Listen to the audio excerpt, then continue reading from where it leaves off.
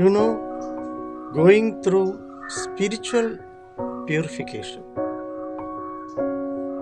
ആധ്യാത്മിക ശുദ്ധീകരണം, purification stage before one becomes full, enlightened, freedom,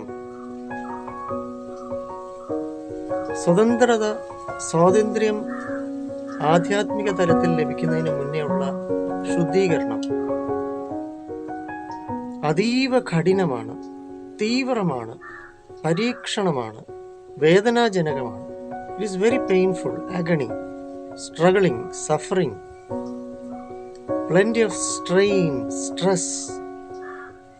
You know, you want to commit suicide. You want to end your life. You cannot take it. നിങ്ങൾക്ക് ജീവിതം അവസാനിപ്പിക്കാൻ തോന്നും. മടുത്ത്, മതി, I cannot take it anymore. എനിക്കിനി എടുക്കാൻ പറ്റില്ല. ആ ഒരു മാനസികാവസ്ഥയിൽ എത്തും. അത്രമാത്രം അൺബെയറബിൾ, അൺബിലീവബിൾ,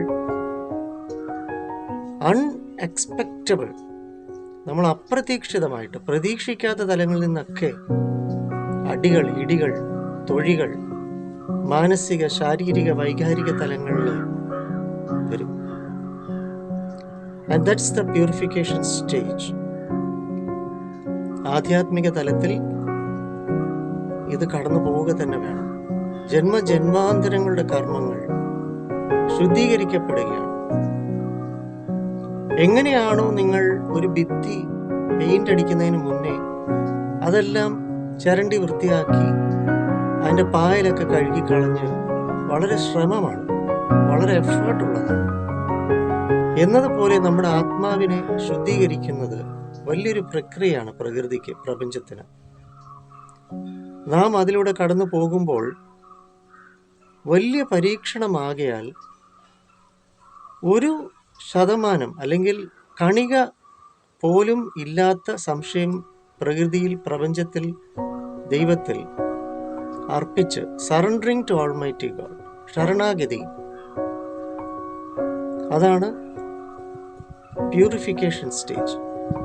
ശുദ്ധീകരണ അവസ്ഥയിലൂടെ നാം കടന്നു പോകുന്ന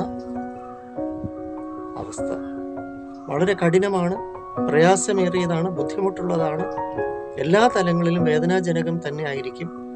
പക്ഷെ കടന്നു പോവുക തന്നെ വേണം.